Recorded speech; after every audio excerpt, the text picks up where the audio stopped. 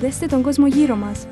Πόσο διαφορετικός θα ήταν αν είχαμε προβλέψει την κλιματική αλλαγή, αν είχαμε συνείδηση για το περιβάλλον, αν δουλεύαμε με βάση τις αρχές της αειφορίας και της βιώσιμης ανάπτυξης. Οι μεσογειακές περιοχές είναι πιο ευάλωτες στην κλιματική αλλαγή.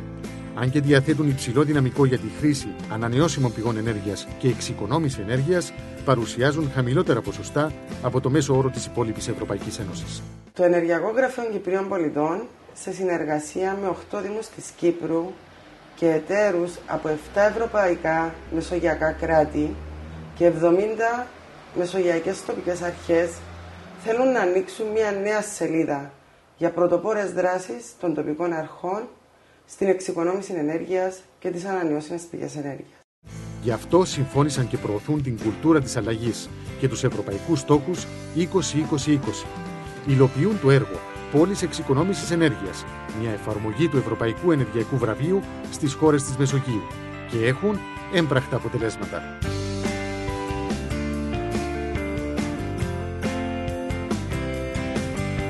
Η τοπική αυτοδιοίκηση είναι συνυφασμένη με την προσπάθεια για πιο ανθρώπινες και βιώσιμες πόλεις. Οι αλλαγές, μικρές ή μεγάλες, ξεκινούν από τους ίδιους τους ανθρώπους και την τοπική κοινωνία. Ως Δήμος φιλοδοξούμε να πρωτοπορήσουμε, αλλά να δώσουμε και το παράδειγμα, ξεκινώντας με τα του οίκου μας όσον αφορά τον τρόπο καλύτερης διαχείρισης και εξοικονόμησης ενέργειας. Η κατοίκον εργασία περιλαμβάνει λαμπτήρες εξοικονόμησης στο Δημαρχείο, θερμομονώσεις, αναβάθμιση της ενεργειακής απόδοσης του κτηρίου, ανάπτυξη ποδηλατοδρόμων. Η Λάρνακα θέλει να βρει την ταυτότητά της ανάμεσα στις πόλεις που πρωτοπορούν σε θέματα περιβάλλοντος και ενέργειας. Θέλει να καθιερωθεί ως ελκυστικός τουριστικός προορισμός. Η αξιοποίηση φωτοβολταϊκών συστημάτων σε τουριστικές περιοχές όπου καταναλώνεται αυξημένη ενέργεια είναι η κατάλληλη απάντηση.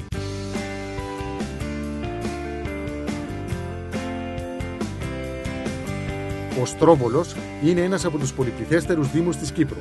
Το περιβάλλον και η ποιότητα ζωής στο Δήμο έχουν μια ισχυρή και μόνιμη αναφορά: το γραμμικό πάρκο, τον πεζόδρομο και τον ποδηλατόδρομο.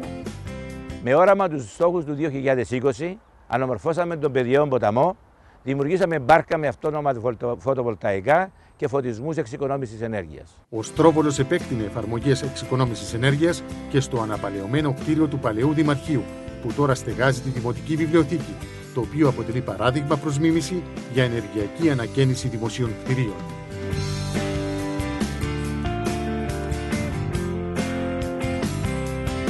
Ο Δήμος Αγίου Αθανασίου στη Λεμεσό συνδύασε την ανάπλαση της πλατείας του με πλακόστρωτο, πράσινο, παιδικές χαρές, αλλά και την αποσυμφόρηση από τα οχήματα.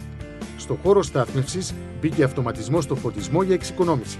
Ταυτόχρονα ο Άγιος Αθανάσιος εφάρμοσε σύστημα περισυλλογής και αλέσματος των κλαδευμάτων. Με την κομποστοποίηση μπορούμε να πετύχουμε μέχρι και 35% μείωση στα οικιακά και γενικά στα δημοτικά απόβλητα. Παράλληλα, με την επεξεργασία των κλαδευμάτων μέσα από το κομπόστ μπορούμε να πετύχουμε ένα φυσικό λίπασμα για βελτίωση του εδάφους στους κήπους και στα πάρκα μας, ενώ στο άμεσο μέλλον προκύπτει και οικονομικό όφελος προς όφελος των δημοτών μας.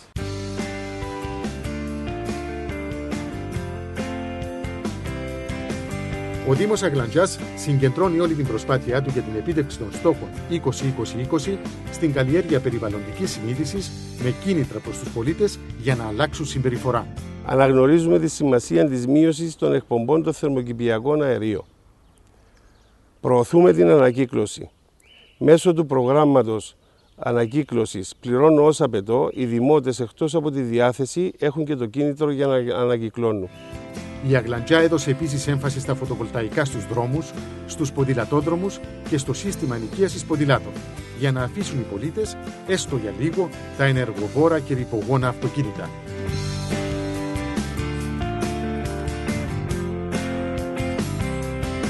Η Κύπρος έχει τη χειρότερη επίδοση στην Ευρώπη στη διαχείριση απορριμμάτων. Ο Δήμος Έγκομης θέλει να συμβάλλει στην ανατροπή αυτής της αρνητικής επίδοσης. Παράλληλα, επιδιώκει να βάλει στη ζωή του πολίτη τη χρήση του ποδηλάτου. Στο Δήμο Έγκομης ενθαρρύνουμε τους εναλλακτικούς τρόπους διακίνησης και λειτουργούμε σχέδιο για βιώσιμη κινητικότητα. Στα πλαίσια αυτά, Διαθέτουμε ποδήλατα τα οποία μπορεί να ενοικιάζει με χαμηλό κόστος ο δημότης και να διακινείται εντός της πόλεως. Σε σχολεία και στις στάσεις λεωφορείων, τα φωτοβολταϊκά είναι ένα ακόμα σημάδι αλλαγής.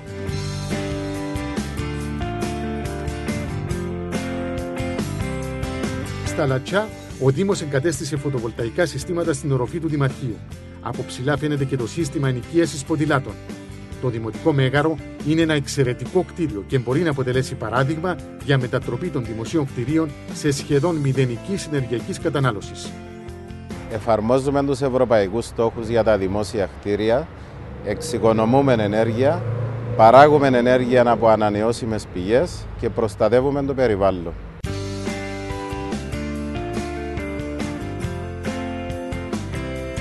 Τα λεύκαρα μπορούν να γίνουν ξακουστά όχι μόνο για τα μοναδικά κεντήματά τους. Ο Δήμος ηγείται της προσπάθειας τα σοκάκια των λευκάρων να αποκτήσουν και περιβαλλοντική αρμονία με φωτισμό εξοικονόμησης ενέργειας στο δάπεδο. Το Γυμνάσιο Λευκάρων είναι επίσης ένα υπόδειγμα για περισσότερη περιβαλλοντική συνείδηση. Τα παιδιά μας, οι αυριανοί πολίτες, πρέπει να αναγνωρίζουν από νεαρή ηλικία τη σημασία της εξοικονόμησης ενέργειας.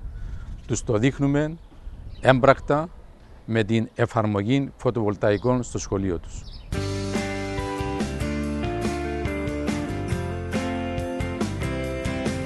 Ο Δήμος Πόλεως Χρυσοχούς βρίσκεται σε μια από τις πιο υποσχόμενες τουριστικές περιοχές της Κύπρου. Όλα βασίζονται στο μοναδικό περιβάλλον και τη θάλασσα που αξίζει να είναι προσβάσιμη σε όλους. Σεβόμαστε το περιβάλλον και τους πολίτες. Εγκαταστήσαμε καινοτόμο σύστημα πρόσβασης ατόμων με αναπηρίες στην παραλία, που ηλεκτροδοτείται με φωτοβολταϊκά. Μέτρο σήμερα δεν είναι η ανθρώπινη δύναμη, αλλά η διευκόλυνση της ανθρώπινης αδυναμίας. Οι Δήμοι της Κύπρου που συμμετέχουν στο πρόγραμμα εξασφάλισαν δωρεάν τεχνική υποστήριξη από τους Ευρωπαίους εταίρους και το Ενεργειακό Γραφείο Κυπρίων Πολιτών. Νιώθουν ότι είναι μέρος της Ευρώπης αντλώντας γνώσεις και καλές πρακτικές.